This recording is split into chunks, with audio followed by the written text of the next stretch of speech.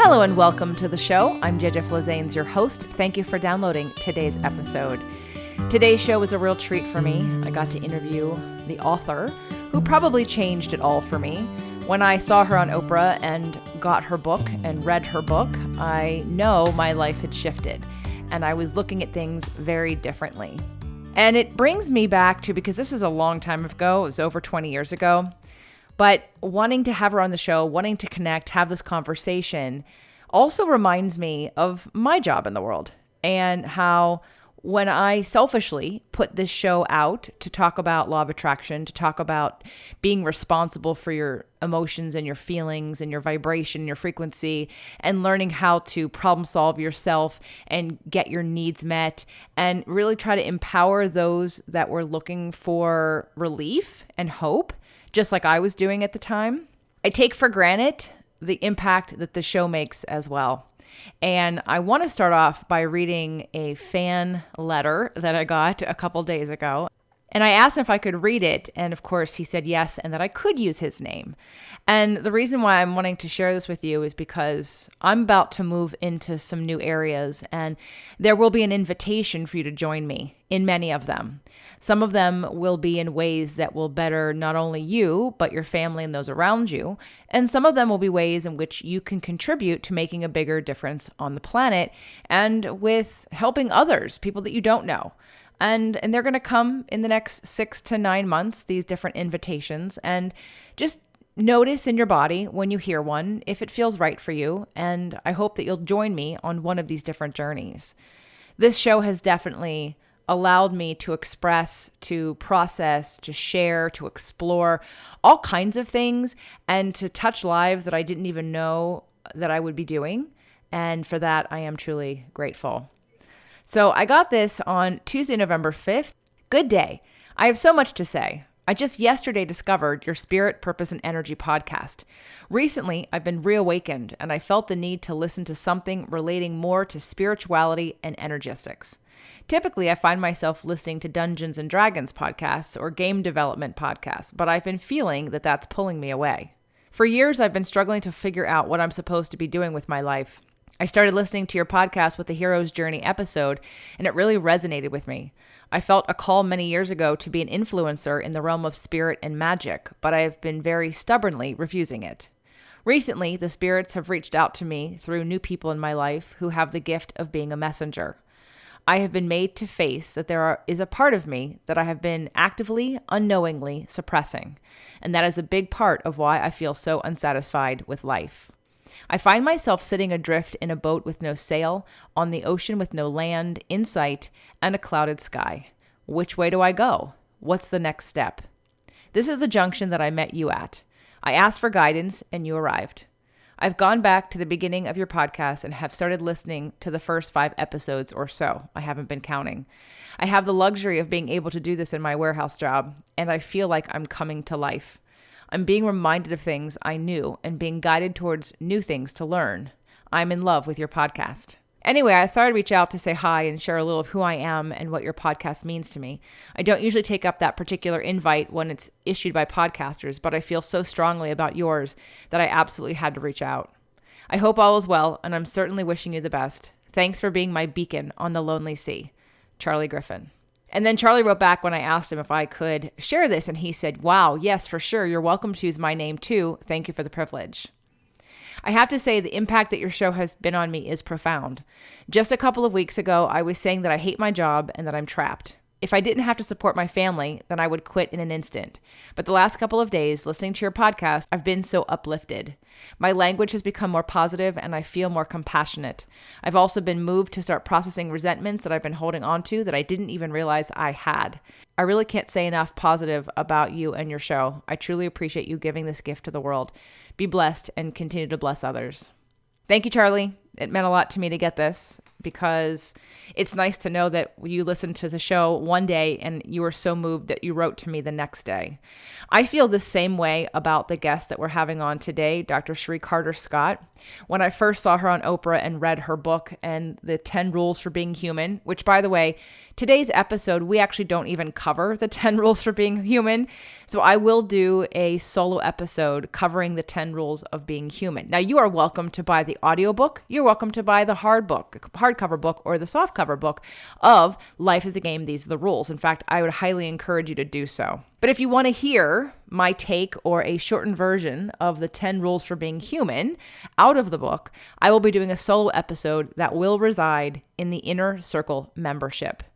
The Inner Circle membership will be a place where we are going to have 3 to 4 or 5, because I'm starting to get on a roll with all the different content I'm going to put there, episodes a month separate from the podcast. There is a fee. It will be $9.99 a month. What will also be included in that Inner Circle membership is a once a month live coaching session with me. It's a group coaching session, and it will change time zones so I can make sure to get everybody. There'll also be a private Facebook group, and you will also get 3 Inner Circle membership only 30-day manifestation challenges. What that allows us to do is to come together a little bit more intimately as a community and have more live coaching during the manifestation challenge. There still will be 2 free ones in a year, but there will be 3 just for the Inner Circle members. And again, all of this for $9.99, and it will launch December 1st. So coming December 1st, you will have access to the 10 rules for being human by JJ Flazanes, inspired by Dr. Chérie Carter-Scott, and basically it's her information, but I'm going to go over it with you. So Dr. Carter-Scott has been a frequent guest on Oprah and has appeared on numerous international media tours that include The Today Show, CNN, and dozens of TV, radio, and print outlets. Not only is she a media personality who has worked on 5 continents and in more than 30 countries, she currently trains and licenses coaches in Europe, Asia, and North America. Chérie Carter-Scott, PhD, is the CEO of MMS Institute, a boutique firm which specializes in custom design, personal development, and professional training programs conducted by her team of highly skilled coaches. She has worked with her clients in the areas of coaching, mentoring, and coaching supervision, and is currently being trained by the ICF headquarters to be one of their 100 preeminent assessors worldwide. She is a subject matter expert in motivation, self-esteem, customer relations, change management, communication skills, team building, coaching, mentoring, customer service, change management, negaholics, overcoming negativity, and leadership training. Dr. Chérie has 45 years in the coaching industry, literally has probably started the coaching industry, and you can find out more about her and all of her books, many of her books, at drcherie.com. That's CHERIE.com. If you are watching today's episode on video, you will see how I am so excited and beaming of excitement because I have on I'm going to say you were the first person, Dr. Chérie, who woke me up. I believe it was back in 1997 that I saw you on Oprah when If Life is a Game came out, or when you at least appeared on Oprah Winfrey's show. I want everyone to just take a second because you've heard this in the intro if you're listening to this on the podcast, but I definitely want you to come check out the video when it's up on jjflazanes.tv because this woman has made more change in the coaching industry and in consciousness, in my opinion, than anyone else because just from the time everyone that I know that I gave a book to, friends, clients, relatives, then the ones that did get it and are now awake in the world have given that forward, have paid that forward and bought other books of yours and have moved on to increasing their awareness. So thank you so much for taking the time out to be on the show today, because if of all the books that I have like in front of me, of all the people whose lives have and books and work has affected me, yours definitely started me being awake in the world. So thank you. I am so delighted to be on your show and honored. And I feel very touched with your really kind and generous words. You were very kind enough to endorse one of my very first books, Fit to Love. And so I do appreciate that you took the time to do that as well. Because like I've said, we're going to start with back in 1997. Now, is that when If Love is a Game was published or just when you got on Oprah? Actually, it was September the 11th that the show was shot in 1998. And then it was aired on the 14th, I believe. And then everything went crazy, absolutely crazy, when Oprah held the book up and said, we need this book in every home in America. And the book hadn't been published yet. That was the weird thing. It hadn't hit the stands. And so Random House was moving heaven and earth to get the presses running 24/7, because in the first, I think, 6 days or 5 days after Oprah, there were like 650,000 books that were sold, and there were no books to be had. I'll tell you a funny story about that, which is that my publisher was Random House, and Random House was busy trying to, get publicity, as all the publishers are when they have a new book come out. And so they're, beating the bushes. And Donna, who was my very dear publicist and dear friend, she said, this is great. And I think the Oprah Winfrey Show wants to do it, but they might have a story breaking and they're not really committed, but they think it's interesting and they really like it. But, it's like maybe, but. So back and forth. And all of a sudden, it's Labor Day weekend. It is Thursday afternoon at 6 p.m. Eastern Daylight Time, Labor Day weekend. Well, in New York City, there is not a living, breathing soul at their office if there are anything beyond the mailroom. So I get this message from Oprah's office that says to me, can you overnight 30 books to the Oprah Winfrey Show by tomorrow? Now, I answer the message with a absolutely, can do, no problem, I'm on it. Now, you have to realize the books haven't been printed yet. And I'm thinking, I've just lost my mind. I've made a promise that I can't deliver. I have promised something that is totally impossible. Oh my God, what am I going to do? I call Donna, voicemail. I leave her a message. Critical, get back to me. It's really important. I've done something really terrible. Need you. So she calls me back within the hour. She said, what happened? And I said, I made a promise to Oprah and her staff that I can't possibly deliver. She said, oh, that's serious. I said, what do we do? Can you help me? What do we do? She said, let me get on it. Donna Gould is one of the most brilliant people in the world. She's retired now. Otherwise, I would refer her to everybody because she's so gifted. She calls me back within the hour and she said, it's handled. Sleep well. It was only later that I found out that she moved heaven and earth to find books, to uncover them. I don't know if she sent a Black Ops team to Random House to go through the basement. I don't know what she did. Or she ripped them off the printing press, but she got those 30 books to Oprah's the next morning, FedExed. It was unbelievable. I mean, real stealth. I still to this day am in awe because I know we don't do anything alone. We really rely on people around us who are our support network to be able to help us when we do something really stupid. We make a commitment we can't possibly deliver. When we, have egg all over our faces. That was Donna. She rescued me that day from the tragedy I created. Well, it was your intuition that said yes, and then it was your trust and divine timing to make that happen. And I know I'm thankful that it did, because I know I didn't realize it was 1998, because then you must have come out with If Love Is a Game in 99, because Yes. I was on that list Yes. right away before it came out. I purchased it before it came out because a client of mine and I had watched the show when you were doing If Life Is a Game. And then I again shared it with my roommate. And then between he and I, we were like ready. In fact, I probably bought a whole stack of books before you even had it come out. So I've done an entire show in the first 10 to 20 episodes of the Fit to Love podcast years ago, 2014. I did a show specifically on If Love Is a Game. And today I want to talk about, besides what's happened in the last, 20 years, 25 years, with coaching with you, I want to talk about If Life Is a Game, because that was the book that woke me up. And that was a book that I would hope would wake up a lot more people, especially in my sphere of influence at the time, especially everyone is a mirror to you, one of the 10 rules of being human. So which I have the poster you sent me right here. Thank you. I love it. And I want to go over it because, again, those that are listening to me, they're pretty much awake on this show. But I want to take that to the next level and simplify it, because I think that's what this book did, was really simplify deeper truths into easy to understand and easy to remember themes. And I love your writing style. It's very conversational. You're telling stories, which is really easy to remember.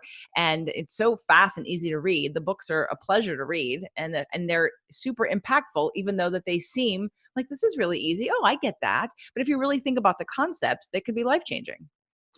The way I have framed my particular place in the world is to build the bridge between mainstream and metaphysics I like it. so that you can walk the mainstream path or you can walk metaphysics, but there's a place in between the two where we intersect as humans. And that's what I want to do is I want to help people walk over the bridge to be able to learn the lessons that we're all here to learn if we're actually called humans. We have a lot of similarities. We can focus on our differences, but actually we have a lot of lessons that we learn that are just about being human. And that's what the book is, The 10 Rules for Being Human. Let's talk about, I remember the story of you got a download, right? Is that what happened with how you just sort of got these 10 rules and you didn't know what to do with it, so you wrote a book? Well, it was funny because I was, I'm what they call an unconscious competent. So I was born with certain capabilities, and I don't like to compare myself to famous and brilliant and gifted people, but at least it's a brand name. If we talk about Mozart, he was able to play music without having a lesson. It came to him. It just was there. I came to coaching because I was curious and because I was convinced that I didn't know anything. And I certainly didn't know it was best for anybody else. And so what happened to me is that people started noticing that I was curious and I asked really good questions. And because I asked really good questions, people said, could you ask me those questions that you ask? Now, I was happy to ask them the questions, but I didn't know what I was doing. I didn't know the value I was bringing. I just knew that I was curious and I knew I didn't know. And I was willing for the person to find their own core of natural knowing, their own truth. And so that started on a kind of regular basis. And the first guy who said, could you ask me those questions? I said, sure, let's sit down and I'll do it. And then he left shiny, like he discovered or saw something or like he was bigger. And then he started telling people about his friend who asked these great questions, and people started calling and the phone started just ringing like crazy. I thought, what do I do? I'm just asking questions. Can I hurt anybody? Can I damage anybody? Can I get in trouble? So I talked to a friend of mine in Berkeley, and I said, he was a psychiatrist. And I said, could I get in trouble? And he said, are you prescribing? And I said, no. He said, are you advising? I said, no. He said, what are you doing? I said, I'm just asking questions, kind of curious, innocent questions. He said, you're fine. Don't worry about it. You're just fine. And that was a real gift to me because then it really set me on the right track that I wasn't going to hurt anybody because the last thing I wanted to do was to damage somebody. So what happened is then people started coming to me, clients saying, can you train me? Can you teach me to do that thing that you do? Those questions you ask, can you teach me? And I said, I don't know. I don't know if I can. We can try. So it was a conversation again with my colleagues who were around me saying, we'll watch you, we'll listen to you, we'll notice what you're doing, and then we'll see if we could put it into a frame so it's replicatable. And I said, that's great. Perfect. So that's what we started doing. And it was my colleague, Carol, who turned to me and she said, being human is not so easy. And I said, no, it isn't. She said, well, don't you think we need something to help us? And I said, yeah, like the rules for being human. And she said, yeah, where would you start? And I said, well, I'd start with the body because everybody I know has one. She said, okay, and then where? And she was just asking the questions and they just cascaded themselves onto the paper. Very pure, very simple, very honest. And I said, I think these are things that we can all agree to. These are probably universal truths for all of us who call ourselves human. We both agreed. And we said, let's do this. So the rules for being human were included in our very first coach training manual. They got circulated by people who copied them and passed them on to friends and family and said, I love these. But my name got detached from them. 20 years later, 1994, in the first Chicken Soup for the Soul book on page 81 were the rules for being human by Anonymous. Now, this is not a one-time thing. This is kind of a theme of my life. And part of it, I believe, in my honesty, is that it's not about me and it's not about my ego. And it's usually about you or somebody else like Dan Millman at the time, who called me and said, "Didn't you write these rules?" And I said, "Yeah." He said, "Well, don't you think it's time you got credit?" And I said, "Well, I didn't write them to get credit." And he said, "Knock it off. I think it's time you got credit. And I'm going to call Jack and tell him." So he called Jack Canfield and said, "Chérie wrote these and you should give her credit." The next printing, Jack gave me credit. But it's that funny place between kind of humility, maybe insecurity, maybe the desire not to brag about yourself, maybe that's ingrained somewhere. But it's like I really honestly did not write the rules to say, "I wrote the rules, I wrote the rules." It was like, I wrote them and they're wonderful and they're lovely and they're pure, but I never felt ownership of them. I really felt like I was used by a higher power to bring those rules to people. So that's that place of not feeling like I did it, but I was the vehicle that they came through. And that's always been something I've wrestled with for most of my life. When people say, "Aren't you proud?" Well, I don't know if I'm proud. I feel like I'm in alignment with my higher self, but I don't know if I'm proud. Well, you were given the gift to share it with others and without you writing it. So that's a long time between the time you wrote the book then. So what were you doing when you developed this coaching? Like, what was your life path before you started asking good questions and people wanted you to ask them more good questions? Okay, so I was born as a child, and all of us were, but I was born as a child that was a disappointment. So when I arrived on the scene, and I only found this out many, many decades later, my parents were disappointed because they had two little girls and they were expecting a little Milton to name it after my dad and to be the boy. Well, I wasn't the boy. And a few years later, my little brother was born, but he was stillborn. So I actually became kind of the boy that they always wanted, even though I was a girl. So my father did a lot of the raising of me, and he was my role model much more than my mother. So those early years, I kept trying to figure out, who was I? Was I a girl? Was I a boy? I'm my father's son, but I'm really a girl. And yet I'm really not sure who I am or what I'm doing here. So I was kind of figuring that out from a very young age. Also, I was raised in an alcoholic home, which created its own challenges. And the way I coped with it was I disconnected. I knew there was a lot of craziness going on. And I thought, if I'm going to stay sane, I have to be able to find me and to be able to not be a part of the craziness. I knew that at 4 years old. I knew it. And so what I did is I created my own little world, my own fantasy world, my own world of make-believe. I created my own coping mechanisms. When I was distressed and nobody understood me, I'd go out and talk to my horse. There were things that I did that allowed me to survive the insanity of an alcoholic home and to be able to leave when it was time to leave without creating too much damage. Now, in those years, when I was 6, a nun said to me, "What do you want to be when you grow up?" I looked at her with all my simplicity of a 6-year-old, and I looked way up at her because she was tall, and I said, "I want to be a priest." She looked down at me and she said, "No, you don't." And I said, "Oh, I do." And she said, "No, you don't. And God doesn't want you to either." And I thought, how do you know? But I didn't say that. I just kind of thought, suck it up, behave yourself. And she said, "You could be a nun, but you can't be a priest." And that was the first message I'd had that said to me, what you want is unacceptable. What you want is off limits. What you want is the wrong answer. So a year later, I remember my mother asked me the same question. She said, "Chérie, what would you like to be when you grow up?" And I thought, I'm not going to say priest, that's for sure. Smart little child. And I thought, what's second best to priest? I said, I know. I want to be an actress. And she said, "No, you don't." And I said, oh God, here we go again. So I looked at her and I said, "What should I want to be?" And she looked at me and she said, "You should become a teacher. So if your husband dies, you can support your children." Okay, so here I've got 2 messages back to back. The first message at 6 is, you're a girl and you can't be what you want to be because it's not allowed. God knows why. But I wasn't that boy that I was supposed to be, but I'm a girl. Okay, deal with it. Second message, a year later, my mother's message to me is, you don't want to be an actress. As a matter of fact, your answers are wrong.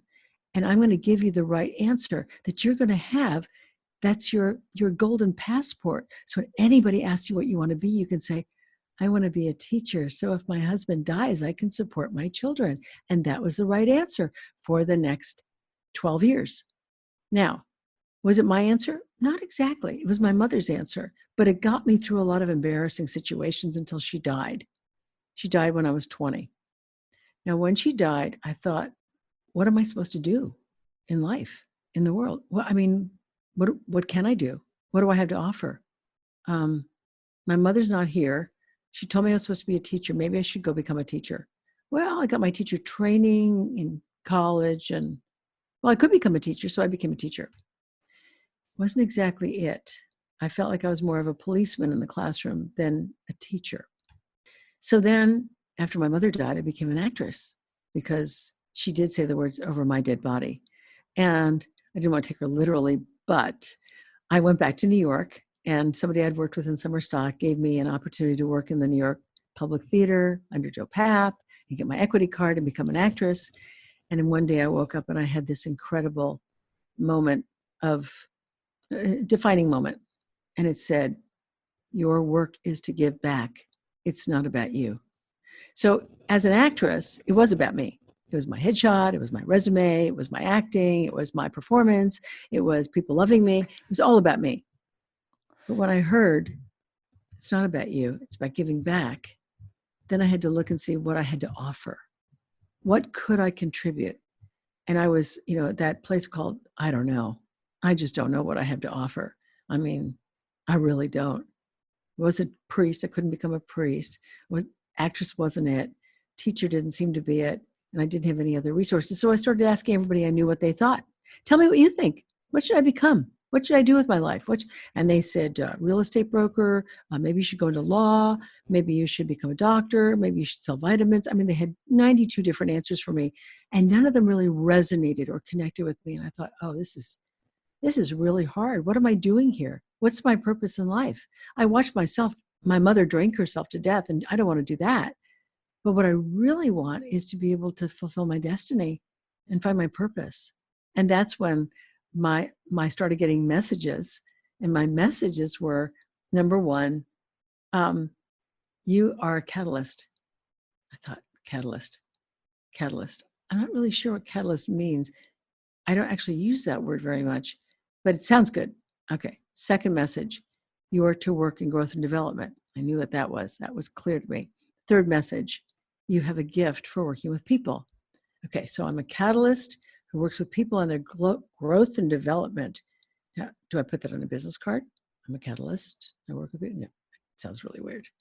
Do I say that at networking meetings? Hi, I'm a catalyst, and I help you with your growth and development. That's strange also. What do I do with that? I don't know what to do. I mean, you gave me a purpose that wasn't a burning bush, but it was like this purpose that I don't know what to do with. And then I got the phone call from my friend who said, will you help me figure out what I'm doing with my business? And I said, well, I don't know anything. And he said, that would be helpful.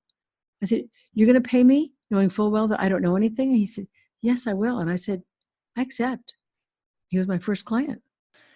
Good for you to say I accept and not say, no, thank you. I don't know what I'm doing, because that's what most people do. So great way to receive and be an example of receiving. So when that was, I mean, you said 20 years later after you had written the rules is when, right? It was 1974 when actually Lloyd contacted me and said, help me with my business. And I thought, moi? Are you kidding? So that was the beginning. That was a very long journey of I'm writing the rules, and then the rules became a book. Yeah, it was a journey. And I never thought of them as being a book until after Jack published them in 94 in Chicken Soup.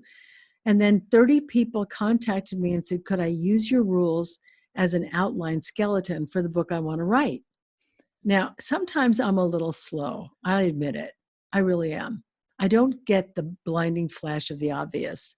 And so these 30 people, I thought, well, needs to be somebody who can write well, needs to be somebody who gets what the rules are all about, has really good stories, Maybe they have a tone with which they connect with the writer. So it's not condescending, and it's really pure. And I started going through this whole criteria of the person and interviewing these different people. And then it came to me like this light. You're to write the book. And I thought, me? And then I felt really, really humble. Like, do I have enough wisdom to write this book that's to be written from these rules? Am I enough? And so when I put together the book proposal and we submitted it, and then, they went back and forth with the agents, back and forth. And then finally they submitted it, and they did an auction for the book. And I felt really honored and humbled, like, this is my book that I'm supposed to write. And then I just started praying and saying, I need a lot of help writing this book, because I feel like it's stretching me to a new dimension of myself. And it's a real privilege. Now, you had written Negaholics before this, hadn't you? Yeah, I had written The New Species was my first book that I wrote in 1977. I thought it'd be the only book I ever wrote. Then after The New Species came Negaholics, Corporate Negs, and then Interview, A Woman's Daily Journal. And then came If Life is a Game. That's your fifth? Yeah. Wow. The fifth, but probably the most impactful, yes? Well, that's what people say, in terms of people's feedback about the book, because it's so non-prescriptive. It's so non-denominational. It doesn't have an agenda to speak. It's very open and fluid. So the funny thing that started happening as soon as I wrote the book and people started reading it is that they would say, well, what's your religion? And I'd say, well, I'd rather not say. And they say, well, you're a Buddhist, aren't you? And I'd say, hey, that would be a good thing to assume. And then the next person would call and say, what's your religion? I say, well, I'd prefer not to say. And they say, oh, you're Christian, aren't you? I say, if that's what you would like to say. Oh, it's throughout the book. I see it everywhere. Okay. The next person, and it just kept happening with these different religions contacting me about me being a member of their group. It's fascinating. And I'm not going to ask you because it doesn't matter, right? Because it doesn't matter. You mentioned at the beginning here being the bridge between mainstream and metaphysics. That's all there is. And everything is really just the interpretation and the way people want to lay things out. So it doesn't even matter. But I think it's amazing because then that meant that they got value from the book and value from the lessons, and that it didn't disrupt their teachings or belief system, and they felt like it fit right in, and it's a way to connect. So that was a great way for everyone to connect. And again, the book that we're talking about is If Life is a Game, These Are the Rules. And it was definitely the first book that woke me up to, even before If Love is a Game, because I used that book and talked about that book and bought it for everybody. And just, my lists, I coach people to make their own lists. And of course, later in life, I then was on to the next level with Abraham. But your book literally started the whole thing because I was living in New York City at the time, and I hadn't really thought about life that way. I know that I definitely had a victim mentality more than I do now. I didn't even know what that term meant, but your book started to help bring me and pull me out of that, and to look at life as anything that's happening to me is a mirror of me. And just that concept alone, again, and I thought, geez, if everybody just knew that one concept, like we would be able to have better conversations about why.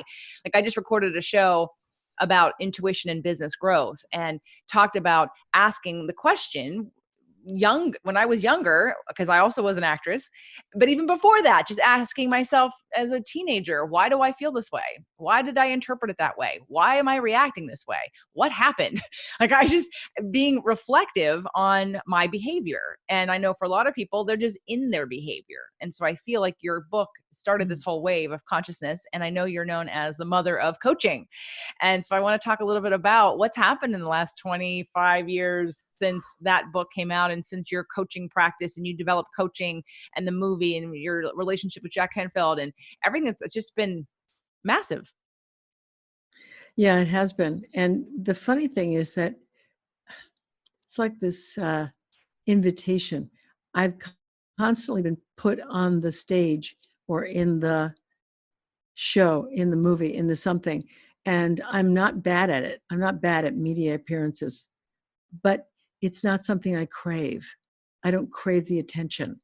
And so when I had written If Life is a Game, and I had been on Oprah and the Today Show and CNN and people started noticing me and recognizing me in various different places. And it was uncomfortable for me. It wasn't like I loved it. Oh, yes, here I am. And yes, I did. And let me sign your book. It was a very uncomfortable thing. As a matter of fact, one time my husband, who was a speakers bureau agent in business for himself for 22 years, and we would go to events that he would put on, like he had an event for a client with the Temptations in Chicago. And so I was going as Mrs. Michael. I wasn't going as me. I was kind of undercover. And we were in the lobby meeting the people who were putting on the event. And the meeting planner looks at me and she goes, "I know you." And I said, "Well, I just have one of those faces, it looks like a lot of people." She said, no, I know you. I'll figure it out. So a few minutes go by, and all of a sudden she comes over, she goes, "I know where I know you from. It was the Oprah show." And she starts screaming in the lobby. And she said, "You were on Oprah, you were." And I thought, this is not what I signed up for. I'm being Mrs. Michael here. I'm not being me. And we're trying to be undercover, and she's going crazy. And those events I found unsettling. I didn't find them like, "Isn't it great?" I just found them unsettling because I didn't quite know how to respond in a graceful, gracious manner. So I would kind of, I didn't get a big nose and glasses and fuzzy hair, but I actually was kind of, how do I, navigate around the board game of life without having these incidents happen? Because that was a kind of a turnoff, to be quite honest. Well, but you kept writing. So, because next came If Love is a Game, and then you've continued to be out in the world. So, and there's nothing, you have a message and you have a mission. And I know one of the questions you wanted me to ask you today is what your purpose in life is. And obviously your purpose in life, as you said, is like you said, the bridge. But is there another answer to that?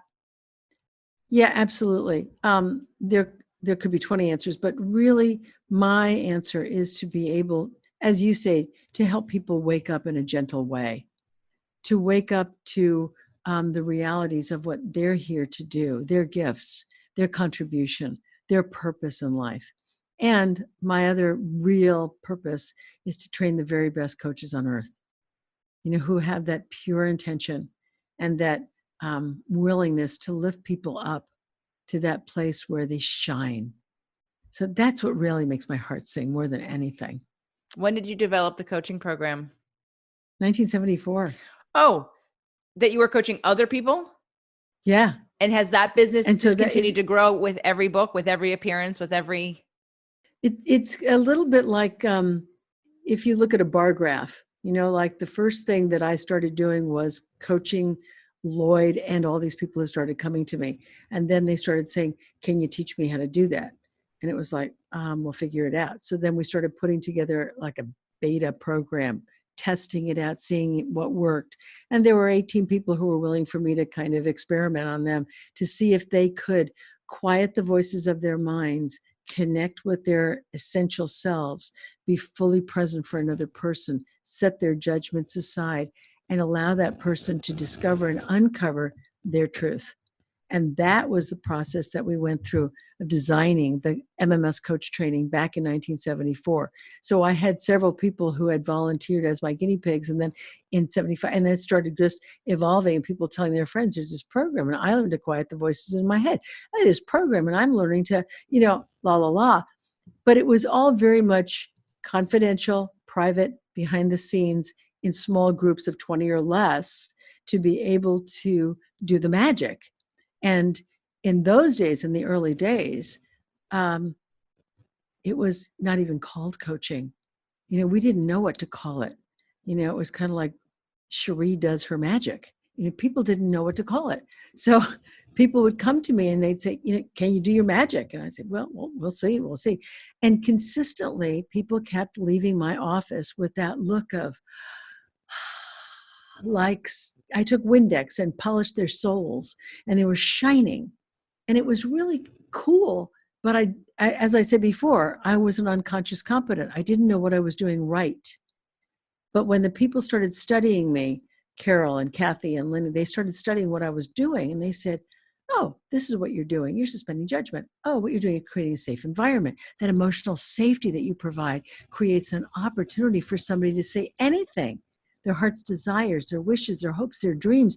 Oh, and so they started actually mechanistically identifying what I was doing that I wasn't aware that I was doing, but was doing intuitively.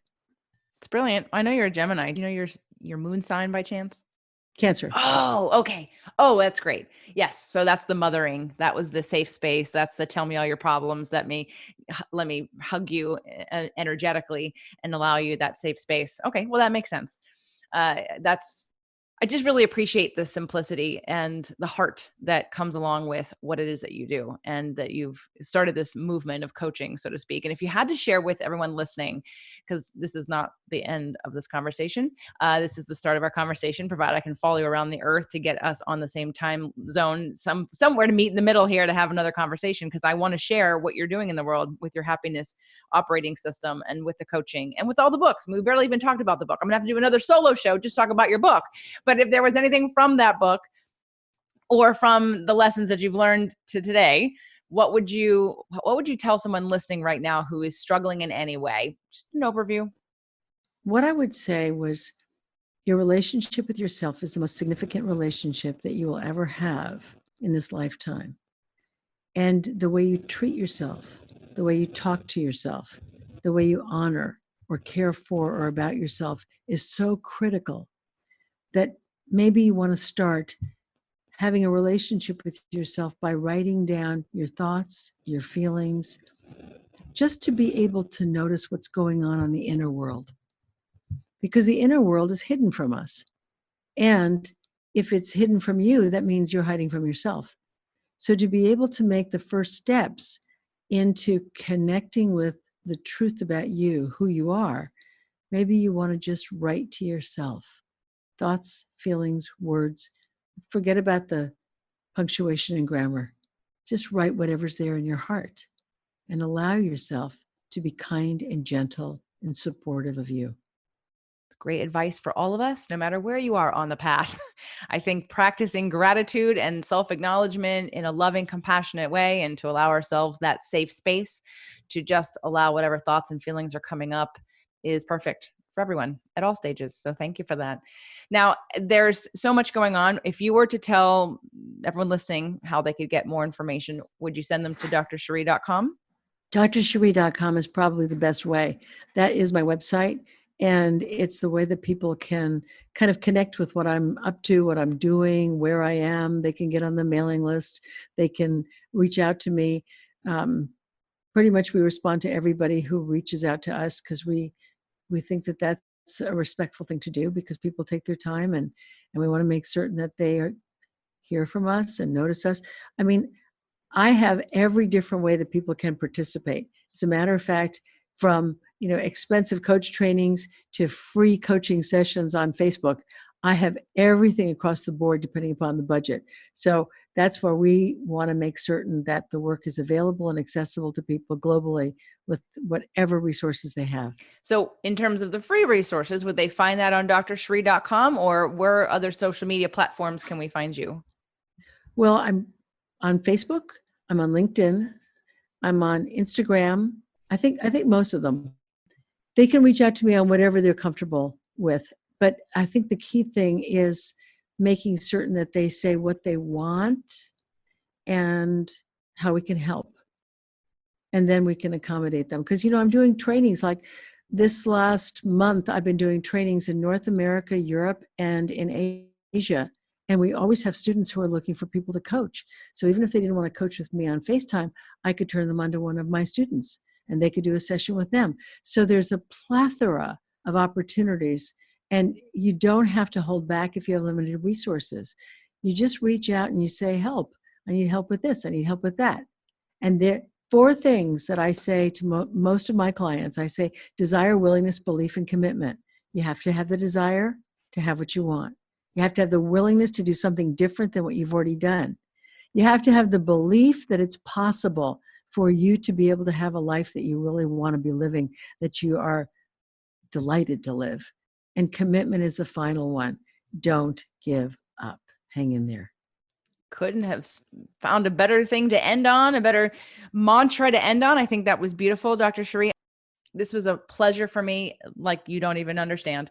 If there's anyone in your life who's touched you and changed your life the way you have mine, only say it's probably something to that effect. But I've been singing your praises for years, telling people to get these books. I would tell everyone who's listening, please, if you don't already have it, at least buy. Yes, reach out to Dr. Chérie at drchérie.com, and also buy If Life is a Game, These Are the Rules. It is a life-changing, very easy to read book that you can get through very quickly, and you'll be so much better off for it. Thank you for writing it. Thank you for being here. Thank you for taking the time. I hope we can continue this conversation because there's so much more to share with what it is that you're doing to impact the world and change lives. And I want to help you with that platform. Thank you, JJ. I love being on your show, and I look forward to the next time. Excellent.